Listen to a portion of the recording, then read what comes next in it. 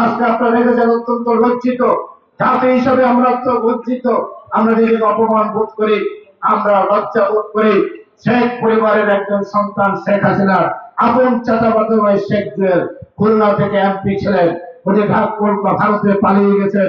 সেখানে গিয়ে ওনার নাম পরিবর্তন করে পাসপোর্ট পরিবর্তন করে উনি বিধান মল্লিক হয়ে গেলেন, মুসলমান থেকে হিন্দু হয়ে গেলেন ভারতে থাকার জন্য।